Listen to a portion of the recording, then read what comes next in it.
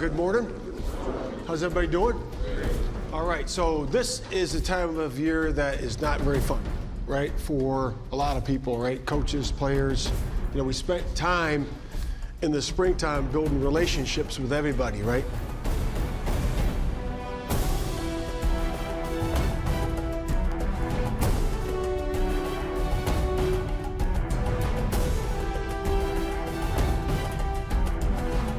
Hello again, everybody. Welcome to the season finale of the Hard Knocks podcast. I'm your host, Peter Schrager.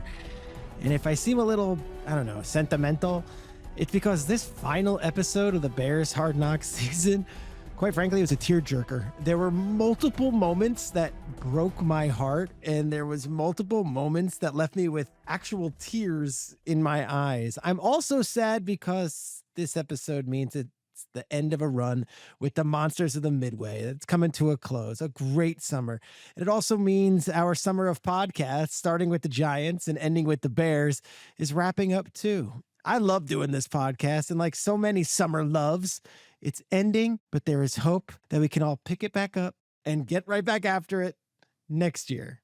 So real quick at the top, let me explain this episode in particular, because I think this was different than other season finales of Hard Knocks.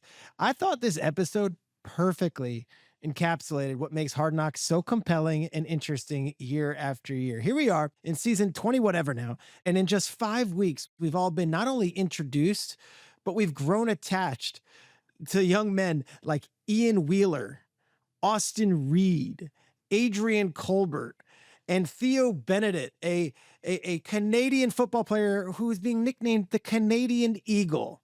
In just over a month, we've gone from not knowing these people at all to collectively falling in love with them. And we root for them, and we want them to make the team. And yet here we are in the final episode, and we're also there when the dreams come just short. And we're step by step as they make that long walk with a trash bag in hand to walk out of the facility. I don't know. It's heartbreaking, but it's also beautiful.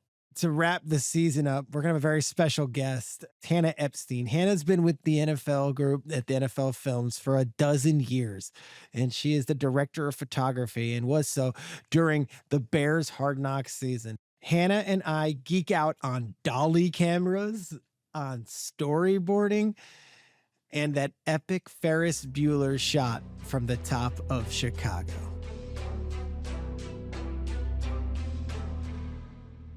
As you remember, last week's episode ended in a setback as we heard that Ian Wheeler tore his ACL and his NFL dreams came to a scratching halt. How many times have we seen on the bottom line ticker of ESPN or NFL Network that a young guy's been injured and therefore won't make the final 53? A bunch. It happens all the time. It happens in every camp.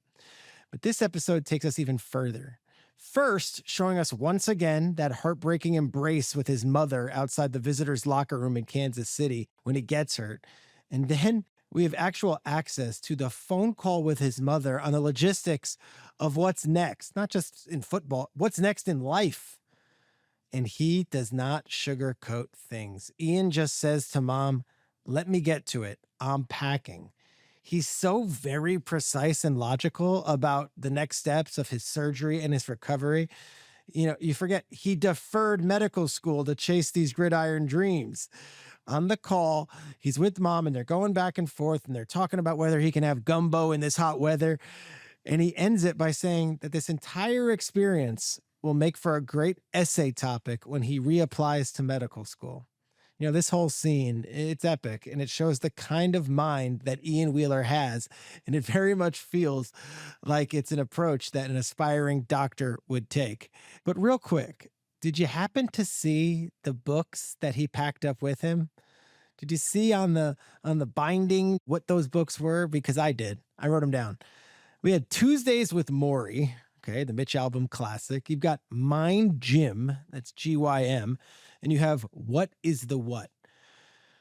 I've been around a lot of players, and I've been in a lot of locker rooms, and I can tell you for a fact that I have never seen a player carrying around those 3 books with them.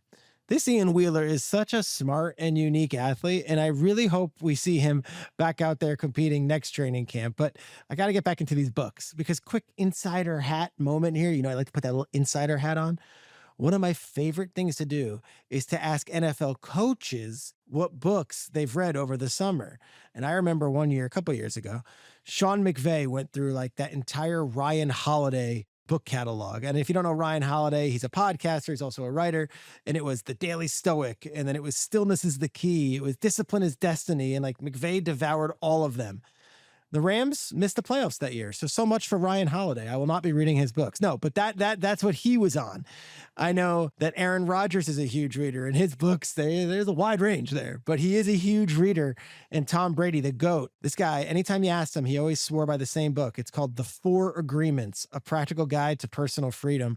It's a book from 1997, and it's kind of a self-help deal, but every quarterback has their books. Every coach has their books. And in this case, we have Ian Wheeler with his 3. So we know that Ian Wheeler's not making the team and that he'll have to rehab post-surgery, but we actually get into the anguish of all the players being cut on both sides of the field here, and it's incredible theater.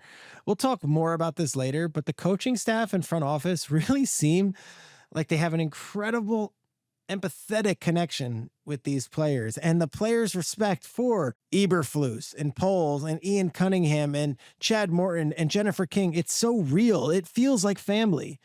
And you could hear the pain and the anguish in head coach Matt Eberflus's voice when he addresses the team before cut day. The next 2 days, fellas, the team's going to change right now. We all understand that.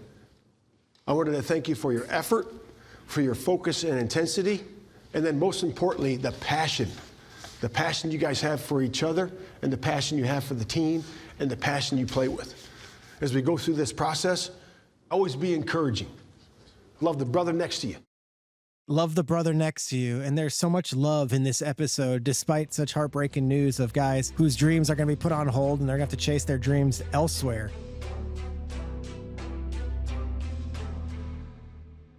Let's start with the quarterbacks, and that's the most important position in the NFL. And it's actually really interesting that Chicago has a first overall pick in Caleb Williams and doesn't have a bunch of veteran guys behind them. Instead, in camp, it was a second-year player in Bajan, it was a young kid in Ripon, and it was an undrafted rookie free agent in Austin Reed. We all knew from the moment that Goodell said his name in April that the commissioner was anointing the number 1 quarterback in Chicago, and that was Caleb Williams. After a few spot starts last season, Tyson Bagent showed that he has what it takes to play and win in this league. And last week, we got the news that the Bears were waiving backup quarterback hopefuls Brett Rippon and Austin Reed. Then just hours later, we learned, oh wait, actually, the Bears are signing Reed to the practice squad, and Rippon is going to join the division rival Minnesota Vikings. On the surface, it's easy to jump to conclusions when you see that report. Oh, they chose Reed over Rippon. See speculation circulating like, oh, well, it was cheaper for the Bears to keep Reed, so that makes sense. The internet is a fun place, but that's why we don't assume, because in this episode we see, oh no, actually, Poles and Eberflus wanted Rippon to be the guy, but Rippon went and chased his dream elsewhere. Actually, the Austin Reed situation was a little different. Reed's a class act, and as Ian Cunningham, the assistant GM, told him, it's probably not going to happen this season for you here. You listen to Reed take it in full stride, and knowing that the NFL, it's a long runway when you've got a young player, and that maybe his opportunity would arise sooner than he expected. I obviously know how the business goes and the numbers work, and so I totally understand, but appreciate the opportunity you guys gave me. Like, I know a lot of UDFA quarterbacks didn't get as much reps or play time as I got.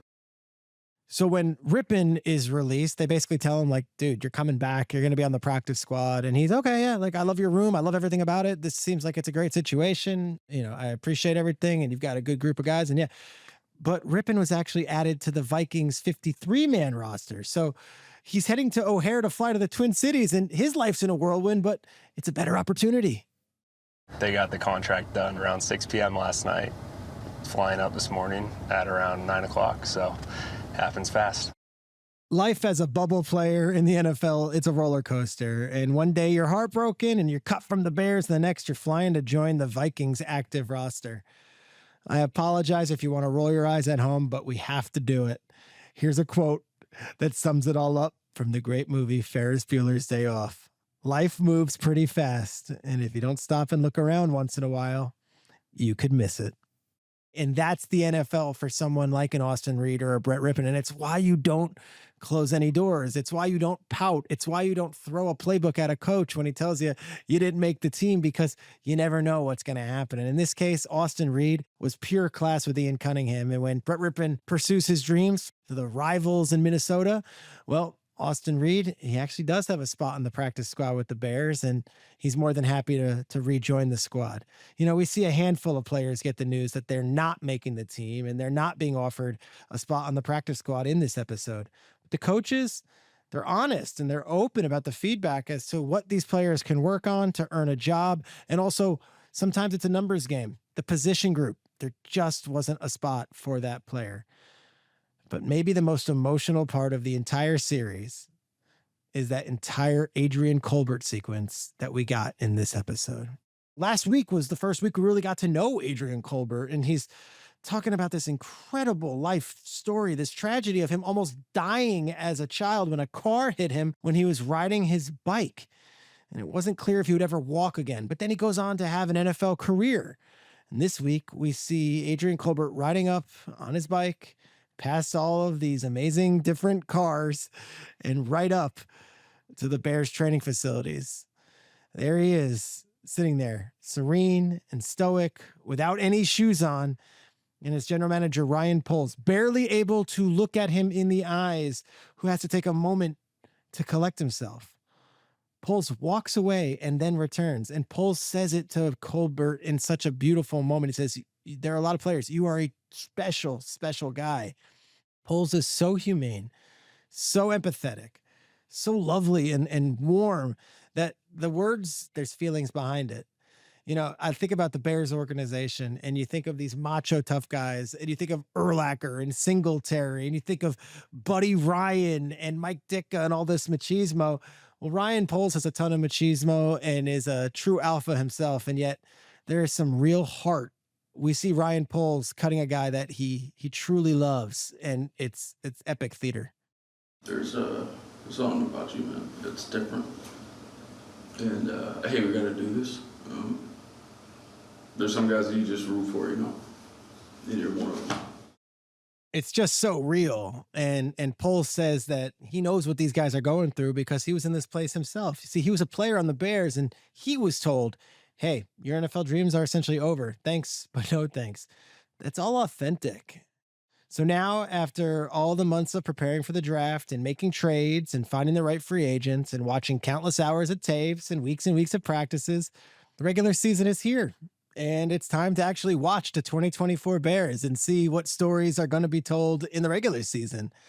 You know, but next season is never really that far away because we see Ryan Poles, the GM, checking out the future of the NFL while he's on the sidelines of the Georgia-Clemson game.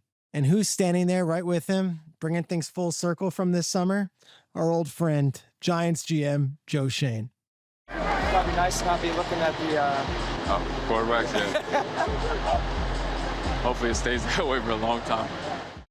As we saw in the Giants Hard Knocks season, they passed on going and getting a future quarterback, and they're sticking with their guy, Daniel Jones. The Bears, well, they've got all their eggs in the basket of Caleb Williams. We've seen both of these general managers put together two very different teams in the offseason, and now training camp has come to a close as the regular season starts. And both of these men can see these rosters that they've built actually play NFL football. Overall, how do I feel about this Bears team as we head towards the start of the regular season? I don't know. It's so hard to win in the NFL, but I will say this. Things do feel very different with this Chicago team than in years prior. Yes, they have the same signature elite defense that we've grown to love over the last several decades, and they also have a ton of new additions in DJ Moore and Keenan Allen. But this Caleb, he seems special. And as you'll see in the interview I have with Hannah, he also seems normal. And for a first overall pick who made all the money that he did in college and is making all the money that he's going to make in the pros, this normal aspect of him is kind of what I like the most. Let's be honest. It's all going to come down to whether Caleb Williams can take this team to the next level. And all we can do right now is wait and see. I will say this. Chicagoans and Bears fans across the country, they have hope. and that hope is very real. And for the first time in maybe decades, there is some real talk about challenging for a division title in the NFC North. I will also say this was an awesome 5-week window into what the Bears have cooking this season. Now let's play some football.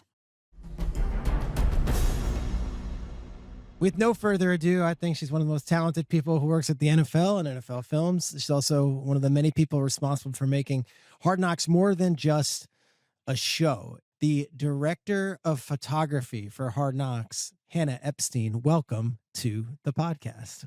Thank you, Peter. Happy to be here. No, we're thrilled. There were some incredible moments this season as we wrap it. But as we wrap it, I have to think every different Hard Knocks season has a place in your heart. What's it like when you put the finishing touches on a season and you know this one is forever and we're putting it to bed? I was just texting with Shannon Furman, our director in the field, this morning, and we were saying it's very weird reassimilating to life after Hard Knocks, after being on location for 7 weeks, because you're with your friends, you're with the team, you're within the facility, you're eating the same lunch every day, and then all of a sudden it's just over. In the blink of an eye, it's just done very suddenly. Yeah, and this season in particular was a magical one with the Caleb Williams story. And of course, the Bears, such a historic franchise. I also thought it was visually a beautiful one. There were some really cool, iconic scenes.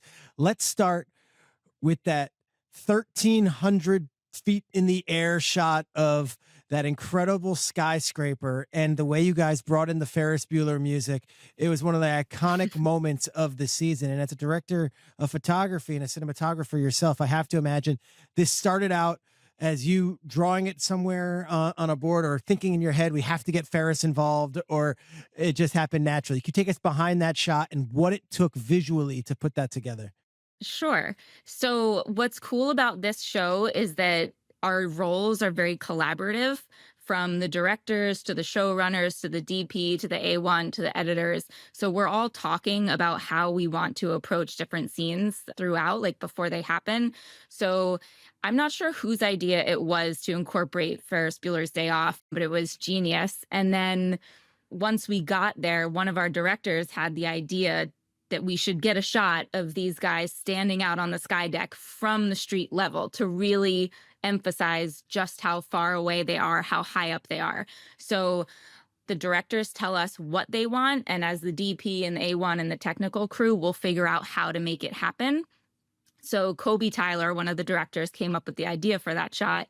So he said, is there a lens that we can use to make that happen? And as you have it, we had the Canon 50 to 1000 with us, which we use for a lot of our practice footage. And that was the perfect tool to make that shot happen. So we dedicated one crew to drive into the city of Chicago just to get that one shot, and they nailed it. They nailed it. And the writer in me wants to say, like, that's symbolic of a football story amongst millions as we zoom out and we see that these three players are on that ledge and they're in the focus. And then as you zoom out, you realize they're just a minuscule piece of the season ahead. Like, do you guys think of it like esoterically like that as well? And hey, what does this symbolize? Or is it like, that's a cool shot? Honestly, I think in some moments we do think of what can we do that's more symbolic through our craft. But to be completely honest, in that moment, it was just going to be a really cool shot to show exactly where these players were. And the Ferris Bueller thing comes chicken and egg, or it's like, all right, we have the shot. It's the same shot from the movie. And obviously they reference the movie. Let's all now go get the music. And now let's get that kind of tie-in. Or is it, let's recreate it? Yeah, that was definitely Ferris Bueller came first. I think there were some other moments that we would have liked to get to pay homage to the movie that there just wasn't, time and logistics for. Oh, you weren't going to do a parade down the main street while they sing Dunk a Shane? That wasn't going to happen? Okay, you couldn't recreate that? Yeah. Then there's the emotional piece that you guys splice in throughout this. That Adrien Colbert scene, I'm getting emotional talking to you about it. Ryan Poles has to leave the room. It's gut-wrenching. When you guys are filming it, are you guys in the moment pinching each other? Like, are you serious? Or is that one of those RoboCams where you're watching the footage after the fact? So it's both. In that, first of all, I want to preface this by saying I had the privilege of working with Adrien the whole summer. I shot every single one of his Oh, practice wires. what a young man. Got to work with him in his hotel room when he was, doing his meditations, lighting sage and playing the sound bowls. And he's really, really just a special guy. We really enjoyed working with him. But during that moment, leading up to his cut, we have different crews placed strategically throughout the facility, so kind of near the entrance of the building so that we can see players as they're coming in. And then we're on walkies, so that first crew that lays eyes on a player can let everyone else on the crew know who's coming through the building.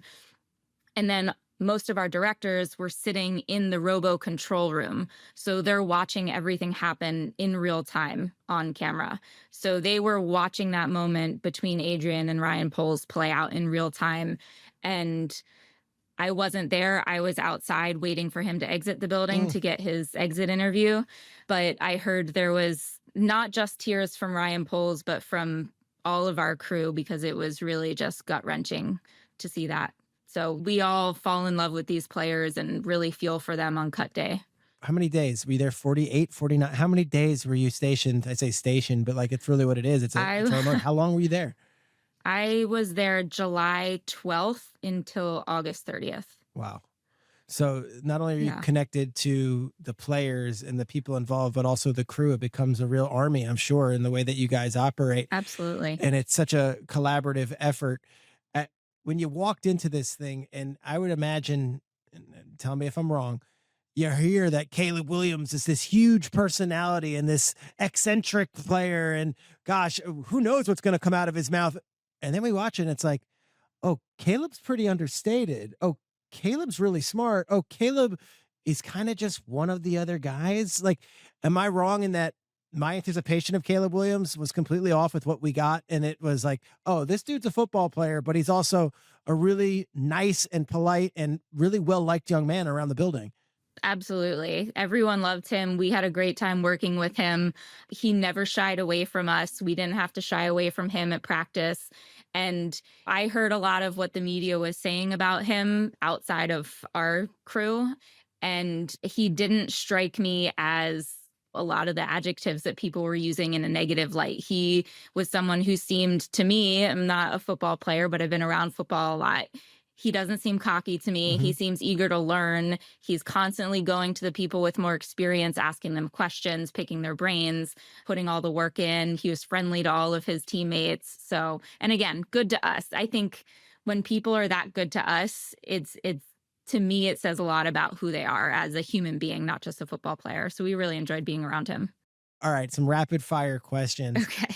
What was the shot or the moment, the remote shoot, the thing this season in particular that you'll hang your hat on and say, okay, that one's for the books. Like that one's one we'll remember for a long time. It's funny. One of my favorite scenes I shot never made air. Really? Is that allowed to be a please favorite? Tell us. I would love to know what's on the cutting room floor. So unfortunately, we end up shooting a lot of footage that doesn't make it, just based on how the stories play out with the players. So again, with Adrien Colbert, because he was injured, we didn't get to introduce him in the show as early as we had anticipated. So we did a few shoots with him with his meditation routines and, again, him lighting his sage in his hotel room. And that was just nice to, again, really experience his vibe and his energy and his genuine routines of how grounded he is with the earth, which he talks about with his bare feet, how he walks around everywhere.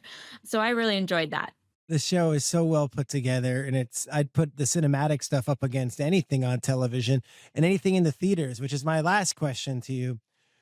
What do you guys hang your hat on? Is it people talking about it, the buzz? Is it the Emmys? Is it the times where people still throw back to special moments and still talk about Rex Ryan? Let's go get a snack. Like when you put this season to bed and you say, all right, okay, the in-season one is next, and then we got to do another off-season one next year, and then it's going to be training camp next year. What is it that really motivates and inspires you guys as storytellers and, of course, as masters of your craft? I think we have to take a lot of pride in what we do day to day with our insider information of what it takes technically to get it done. Emmys are great. It's awesome recognition of your work.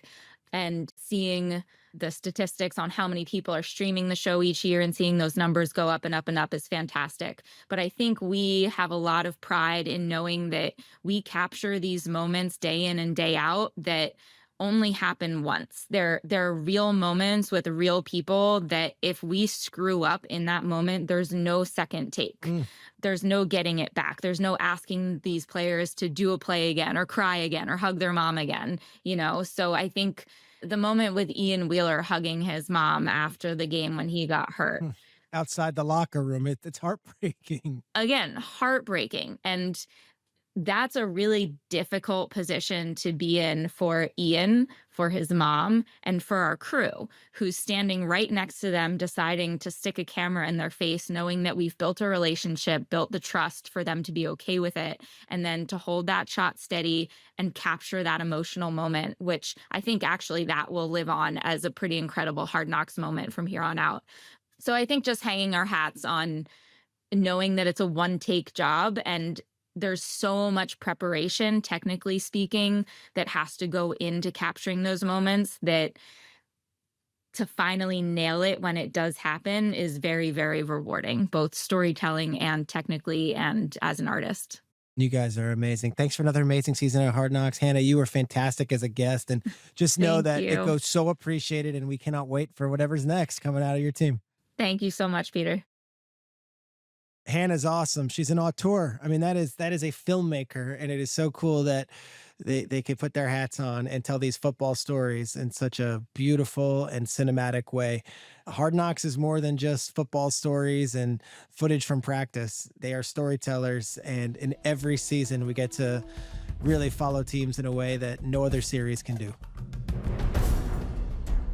The episode wasn't all tears and sadness and dreams thwarted. There was actually some really light, fun moments too, including our winner for the MVP of the week. We give this out every week on this podcast, and the season finale, the MVP is actually an MVB.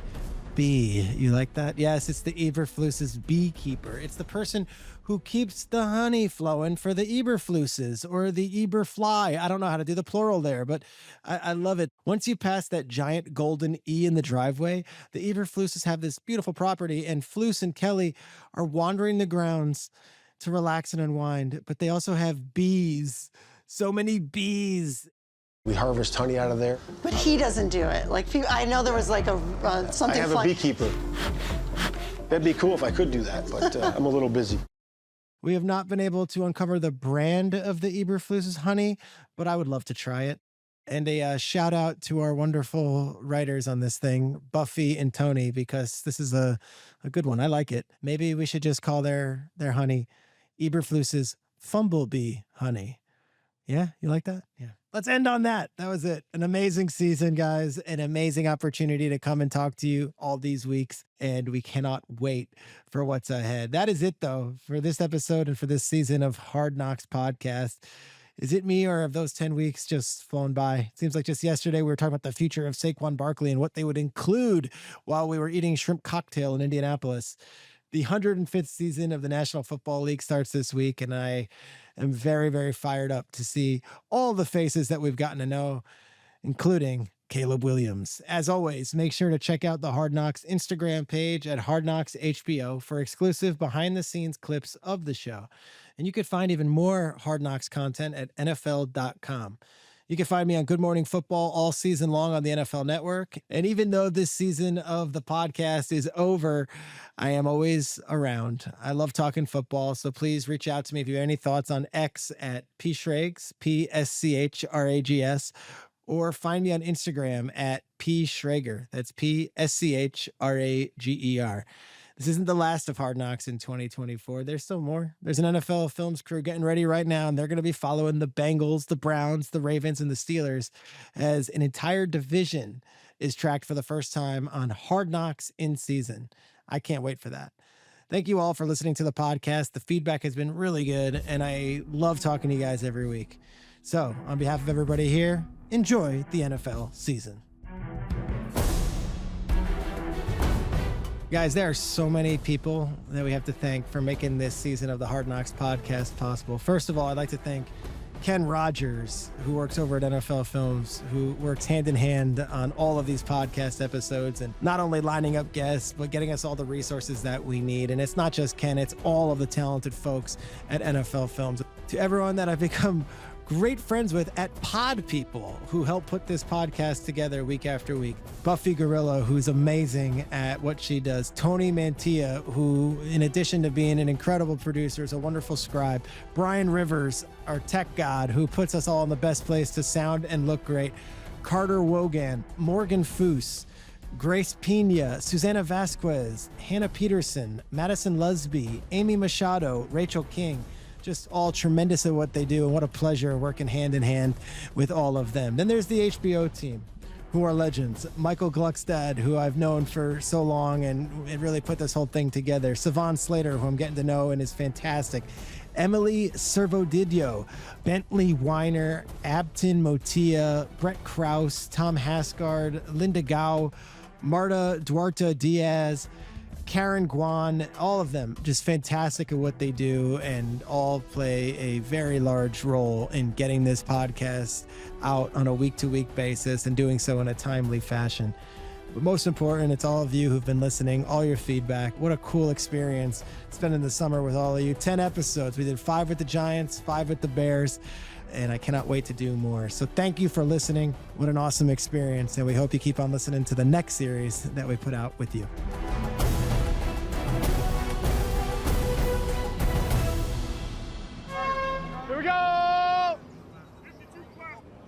There we go. There we go. Let's focus. Let's get after it.